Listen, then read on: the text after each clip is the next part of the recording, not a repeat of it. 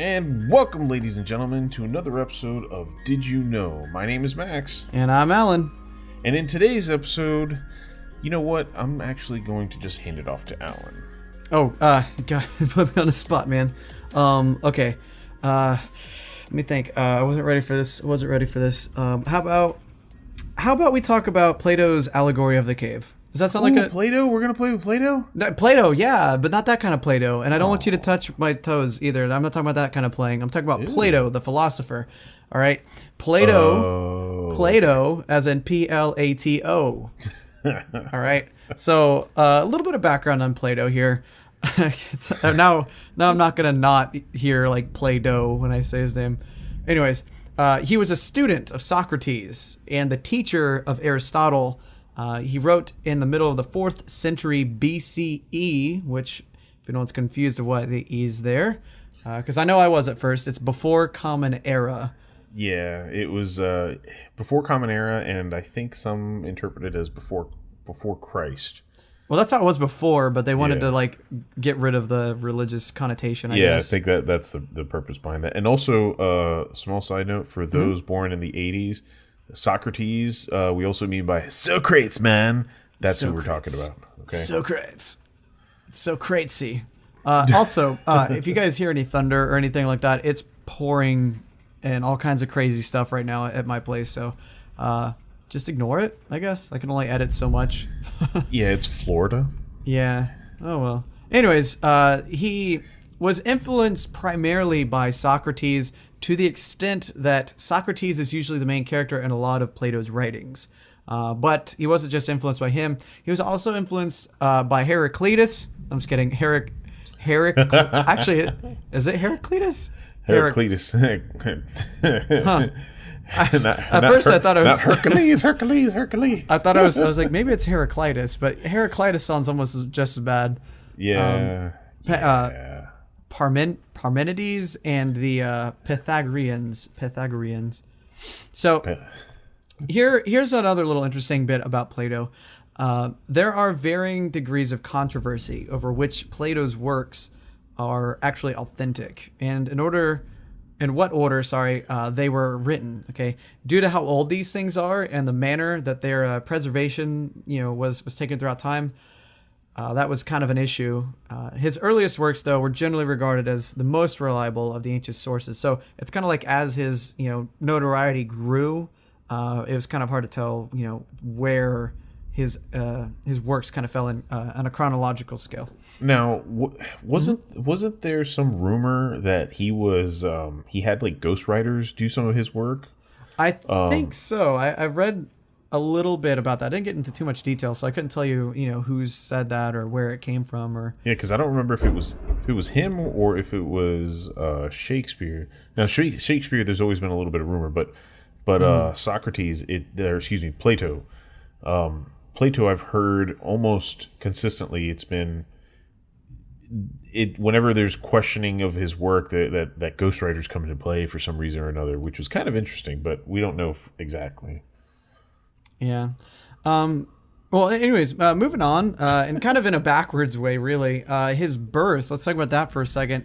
The only reason I point this out is because the Athenian philosopher, Plato, was most likely born in 428 or 427 BCE and died at the ripe old age of 80 or 81 at 348 or 347 BCE, which...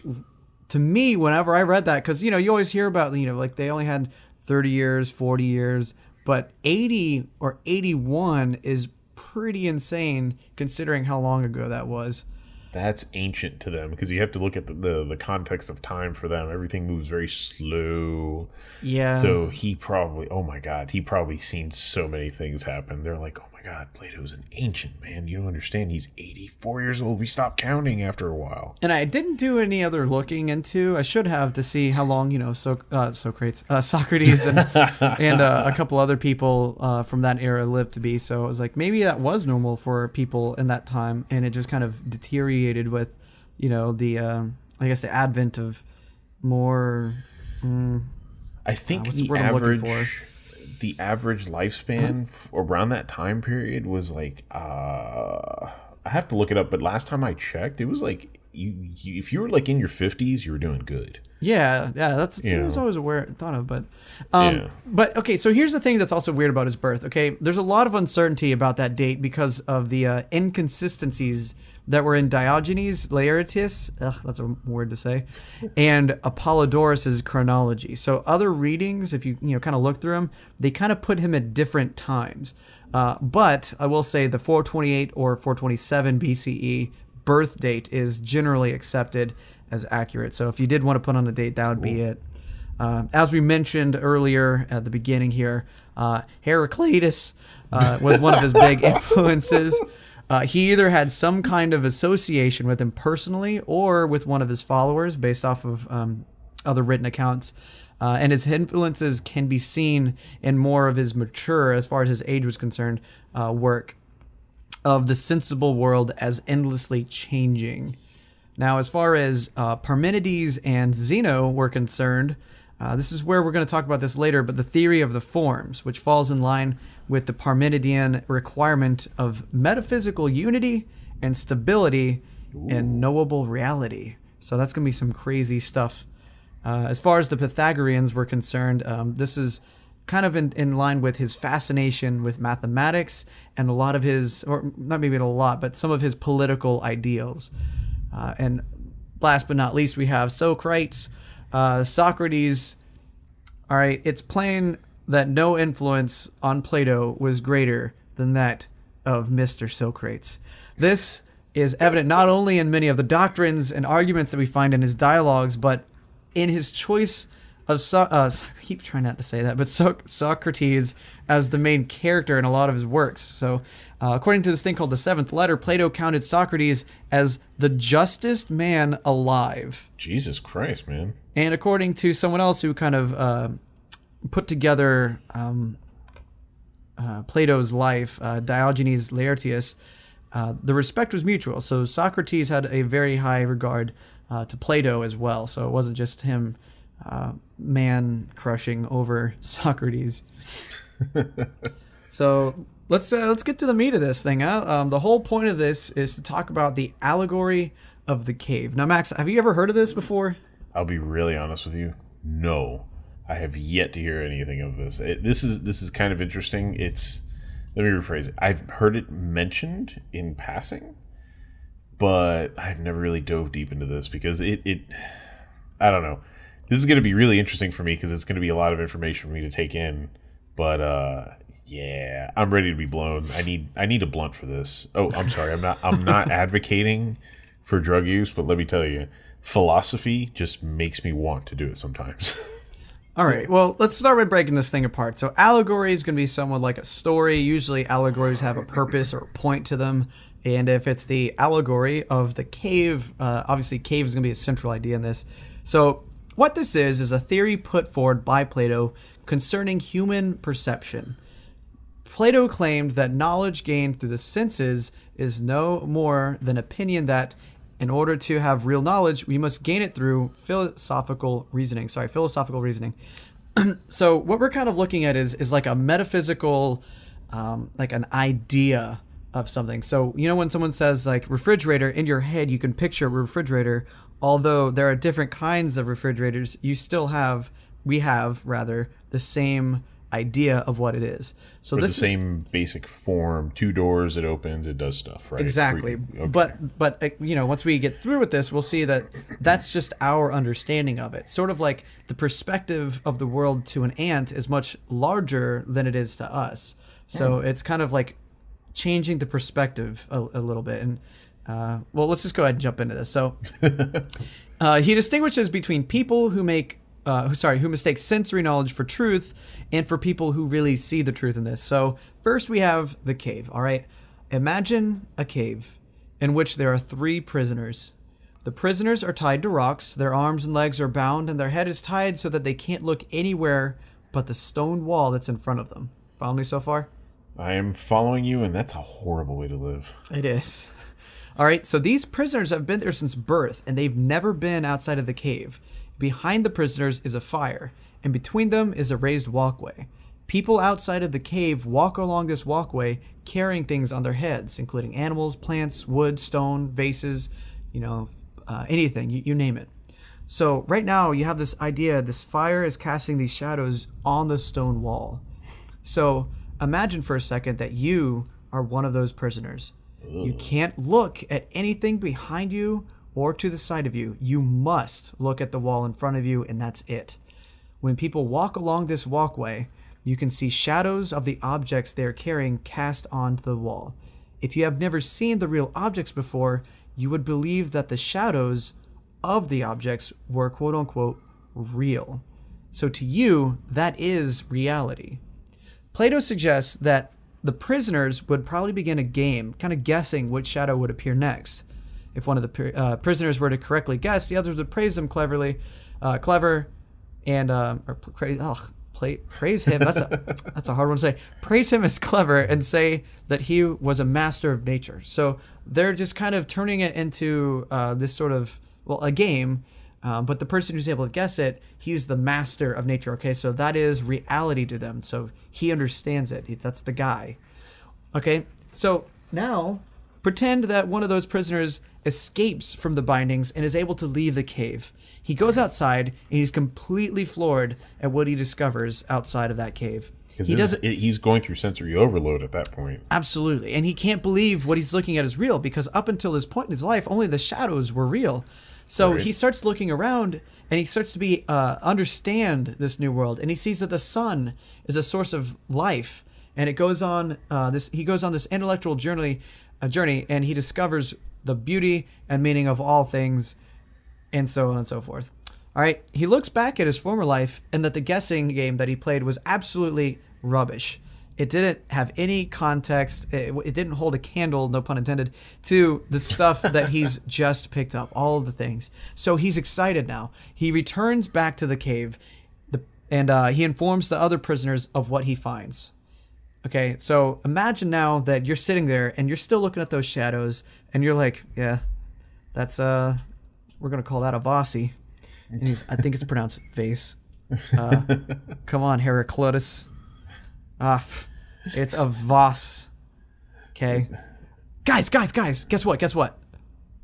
Wait, what? Where did you go? How'd you get out, man? Where have you been this whole time? We thought we can't turn our heads. Where have you been? Guys, there's a world outside of the cave.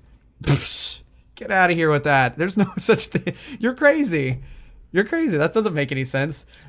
No, guys, I'm serious. No, there's nothing outside of this. This is everything. Guys, just listen to me. Shut up. This is life. This is what we know. Would you just stop talking? You're talking crazy, okay? There's more to this than just shadows on the wall. Shadows? No, this is reality. Let's get this guy. This guy's a nut. Let's kill him. That's kind of how Plato expected the whole thing to kind of pan out, and I kind of did my own little monologue there.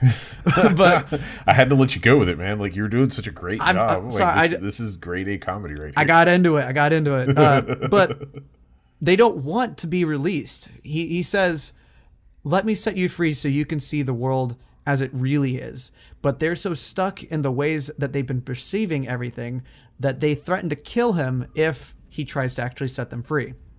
They don't want to know anything else, because what they know is what they're comfortable with. It's what is reality to them. So obviously, this isn't something to be taken at face value. This is obviously, it's an allegory, okay? So it's got its purpose. This didn't actually happen. So let's take this thing apart, okay? So we have the cave, right?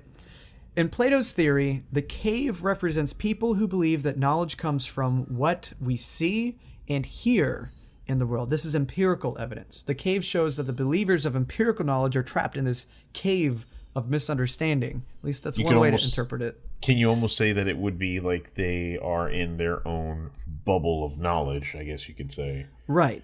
Okay. It'd be equivalent, I would say, to how nowadays, if we tried to convince somebody of something otherwise, say the people that believe that the people who still believe the earth is flat or something like that. Oh, flat earthers, those guys are great. Yeah, so it's like trying to convince them that it's not, and then giving them all this evidence, and they say, no, it's not. And if you keep trying to convince me, you're making me mad, I'm going to kill you. I mean, that's basically the same concept. So back to the allegory, though, the shadows represent these perceptions of the people who believe the empirical evidence, and that ensures knowledge. So if you believe that what you see should be taken as truth, then you're merely saying a shadow of the truth.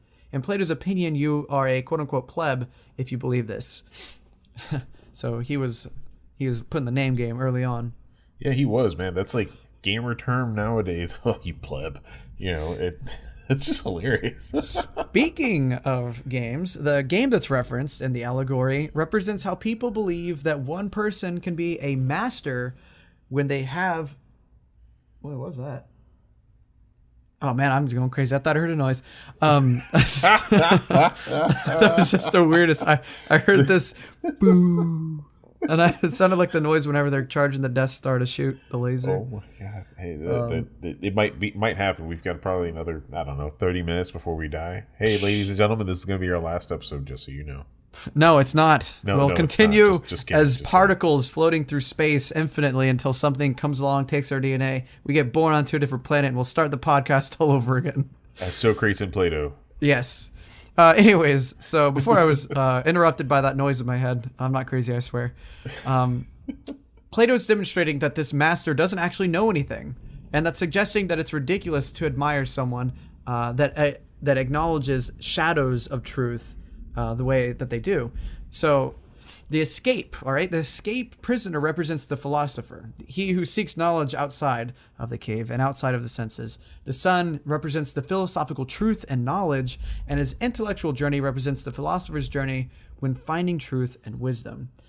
To the other prisoners, whenever he comes back, he represents the people that are scared of knowing philosophical truths and do not trust the philosopher. So this is back in his time. However, Max, I can see some very clear parallels between then and now. So I still believe that this allegory holds very true this day and age. Well, I'm trying to put it together in my head, and I'm trying to think of real-world examples. And one of the real-world examples would be, now, you can correct me if I'm totally wrong, when you're talking about, let's say, religion, right? Mm-hmm.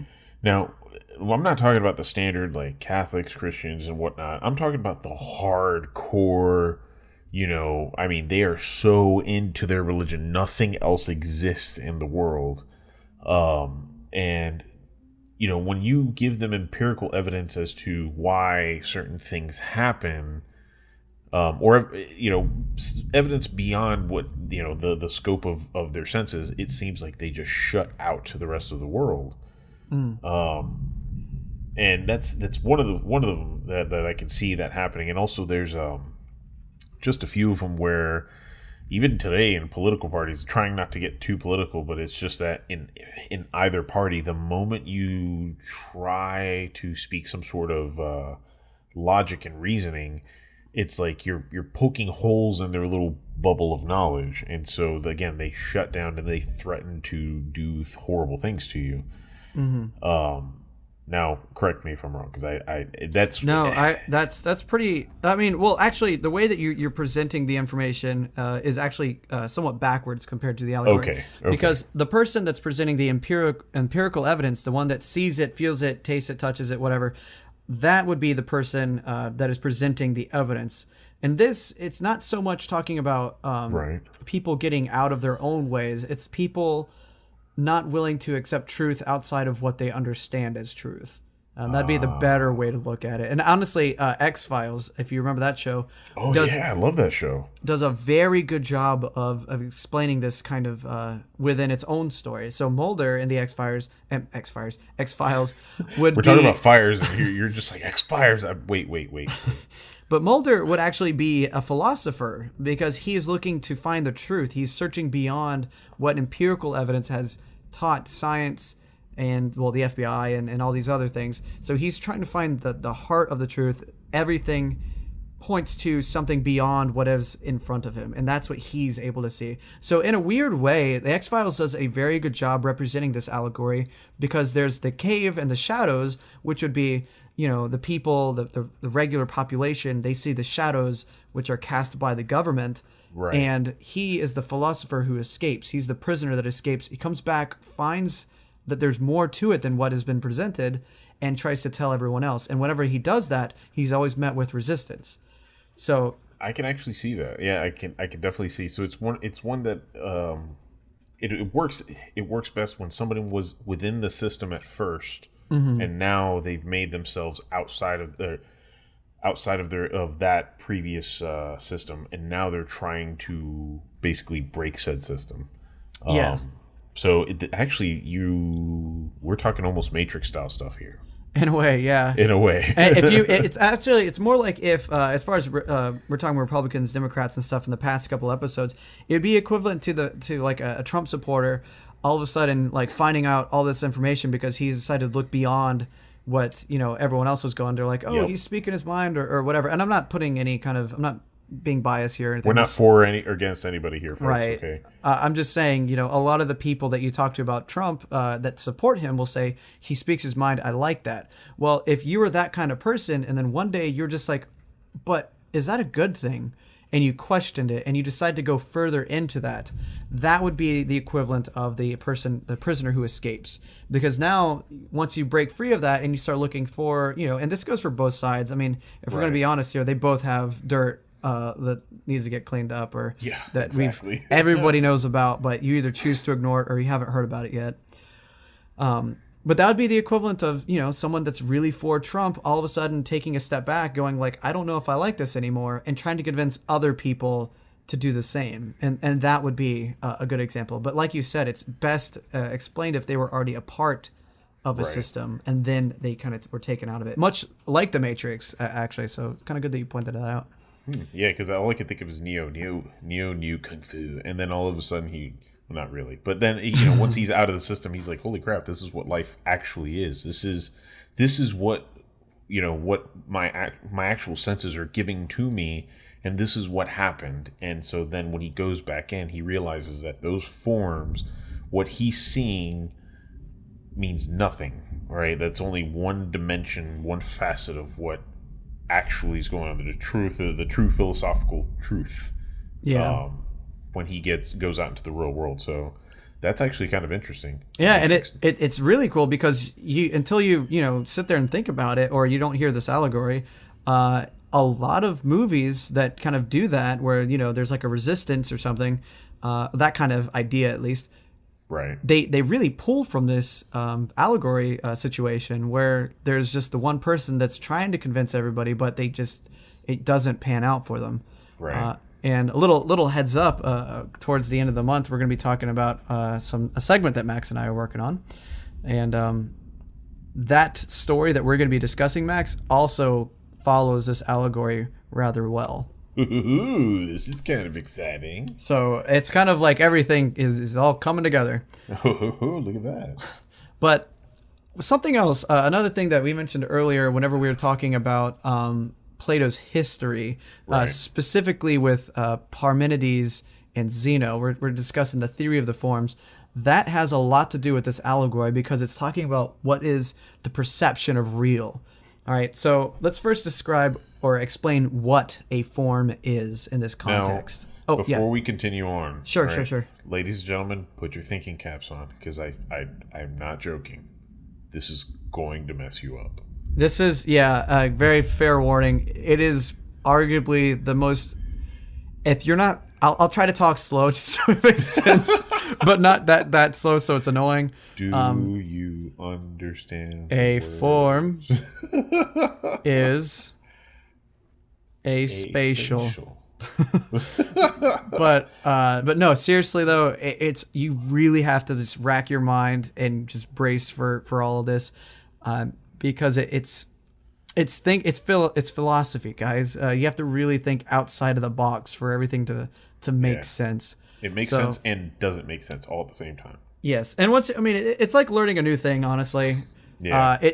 When I'm talking to people about like chromosomes and chromatids and genes and DNA and base pairs and nucleotides and all these other different things at work and stuff, they're like, they've never, some people have never heard of these things, so they're like, what? These are just saying weird things. Yeah, exactly. These words aren't real. Man.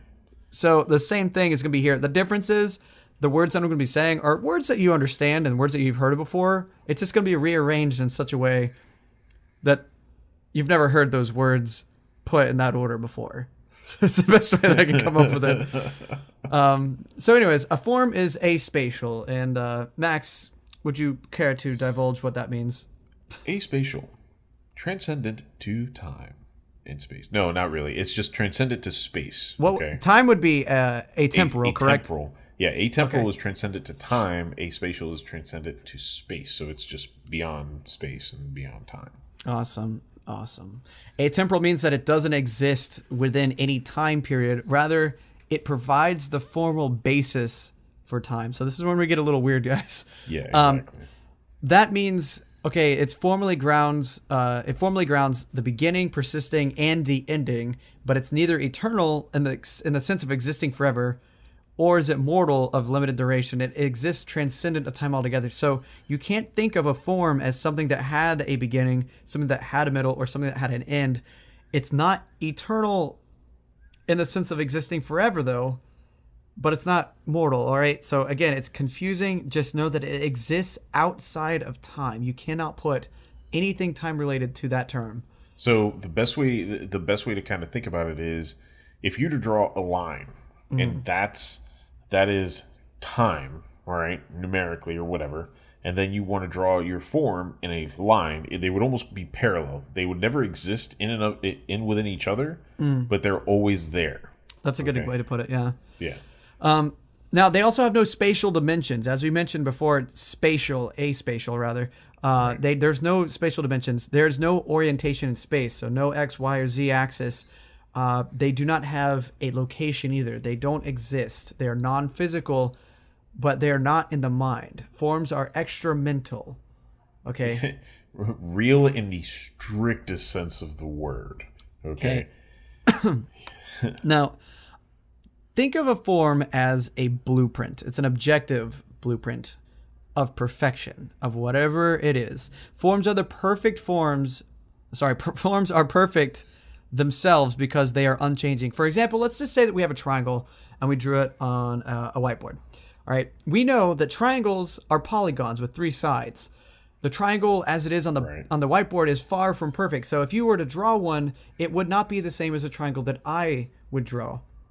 Okay, but it's only intelligibility of the form of triangle that allows us to know that the drawing is a triangle, and the form of triangle is perfect and unchanging. It is exactly the same whenever anyone chooses to consider it. However, the time is that of the observer and not of the triangle. So this is, again, it's confusing. What we're talking about here is the idea, the form of the triangle is something that we all know. We can relate to a triangle. If I say triangle, a 3-sided polygon pops up in your head. You know what it is. But your triangle could be different from mine, yet we would still recognize it as a triangle. Yeah, triangle's a triangle, even if it's obtuse or if it's acute or it's lopsided. So yeah, that's kind of the same thing. It's still going to be the same, but different all at the same time. Yeah. So another example of this, and this kind of helps it make a little more sense, is it's sort of like God's dictionary, if you want to think of it that way. So let's just take a look at your, like a bottle. All right. Say you have a bottle on your desk. You know it's a bottle. How do you know it's a bottle? Because of the way it looks. Bottles can look completely different from each other and still be bottles, right? I mean, anything you could think of, a spout, a cap, the little grip around the bottle, okay? That may or may not be there, and we'd still call this thing a bottle. Yeah, right? it just maintains the same name. Yes. So Plato answers, it's because the form of the bottle. The form is universal, something that we can all perceive even though it's intangible and it has no shape anywhere in our universe. So the idea, the perfect bottle, does not exist in our world, and it never can, because it is, again, aspatial and atemporal, existing outside of anything that we can comprehend. All right, so this form, the bottle, okay, shares traits with all different instances of the bottle in our world, and it embodies what it means to be a bottle. All right, so in our own postmodern framework, okay, this has been removed from us, a very modern way of thinking, and the concept of Platonic forms is a bit hard for us to perceive because it's just not something that we do. We see a bottle, we know it's a bottle, we don't question it's a bottle. Right. All right, so the forms make the shadows. If we go back to our allegory, the forms make the shadows, and yet the shadows are all that we perceive. And that's a good way to put it. All right. So we are the prisoners attached to the wall, if we go back to the allegory, and we see the shadows. The bottle that's on our desk, that bottle we just talked about, that is a shadow. And the real form exists behind us in an area that we cannot see. Dude, that is some heavy shit. Like, I'm sorry, man. I'm just like, I'm sitting here thinking, I'm like, dude, I should have lit up like a while ago, like, for me to really grasp this stuff here. I'm doing my best to try to explain this. It's just one of those things that it is not an easy topic to simplify. Oh my God, no. I can give you another example, though, before we close up shop here. So another one would be like, say you're looking at a horse, okay? They all look different. Okay, a bunch of horses, rather. They all look different, but you still recognize them as horses. They're all different or flawed in some way. Some are short, some are tall, different colors, different kind of hair. Some have longer manes than others. Okay, they're different. Some might even be missing limbs, okay? Even though most of them get put down. But you'd still think of them as a horse because you know the form of a horse. The form of a horse is a perfect horse that exists outside of our material world. But because the form exists, we can acknowledge what we are looking at as a horse. It's the shadow of the horse. Because the form, again, it exists in an area that we cannot see. And as such, the shadow can take different colors, it can take different, slightly different shapes, right? But the perfect form of the horse is something that we will never be able to grasp or see, but it exists. And that's how we can all recognize horses as horses. Jesus Christ, man.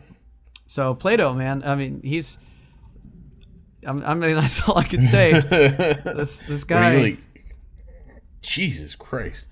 I mean, you know, when you sit and think about it, because you were talking about earlier how, you know, we've kind of grown out of thinking about this, out of doing these things, and very much so, and not so much in thinking the grander scheme of questioning the forms, but questioning the ideas and the ideologies, because you can almost say that certain ideologies are perfect. Right, in a very, very much contained and unmolested system, and they're perfect in that area. There's no other ideology in the world, if implemented, can work as perfectly as said ideology. But the moment that you question it, we've grown out of that. The moment you question some of those ideologies, and once they're put in our hands, they don't work the same. Mm-hmm. And so people tend to then follow the flawed version of, you know, whatever the case may be. And I'm only using ideologies just as kind of like a standing point. But when people question them, they get the same result. They're met with massive resistance. It seems like it's almost as if we've been conditioned over time to kind of accept things that they are, like a status quo or whatever. And I think, you know, it's kind of time that we just start doing these things again, because it would be for interesting conversations, I'll tell you that. Mm-hmm. And kind of going with that too, though, like even back then, okay, we're talking between 400 and 300, roughly mid 400, mid 300 BCE here. So right. This is still a guy who came up with this allegory, understanding that the quote unquote plebs, all right, they existed back then, they exist now. However, I think the big difference is that whenever people discuss things like this or they talk about it, it's kind of just like disregarded. It's not something that's important. Right. Like, I mean, if you were to take, say, for example, like the educational system of our country, and actually sit there and look at it. Now, there are, I recently went to a school called Plato's Academy, which they actually do teach Greek philosophy and stuff there, which I thought was fascinating. What? They do. What kind of school is this? That's heresy. Teaching kids how to think for themselves? How dare they? I know. And those kids were smart, dude. They were building robots and programming and stuff, and half of them were not even out of 5th grade. Nice. So, I mean, these kids were really smart. They had a passion for it. But, it just goes, in my opinion, it just kind of goes to show, like, depending on the environment that you're raised in, everything can change. All right. So Right. if we were to try to implement some of these, more philosophical ideas or these methodologies of thinking, it would kind of get you out of your own way, because it allows you to escape the constant the testing and the whole standardized tests and everything that we have.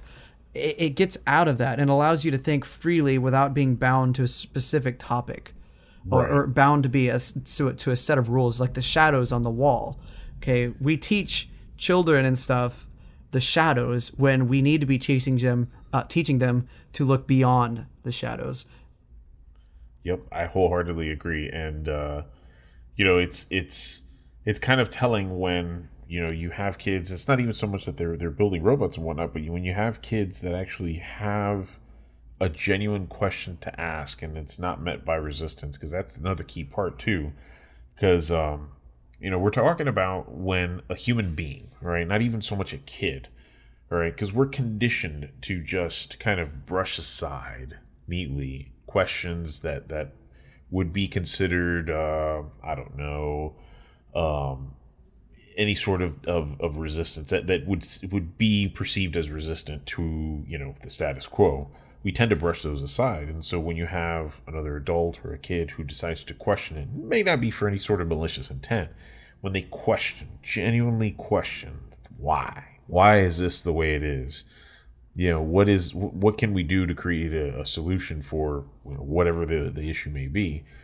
It just seems counterproductive when people don't ask those questions. It seems like it's easy to teach, and actually not even teach, just spoon feed information, and then you regurgitate it back, and so that's all it is. And then kind of feeding off the allegory, when you teach them how to look beyond that, then there's no amount of information that they're ever limited to. It's just, well, where can you look for it? Yeah.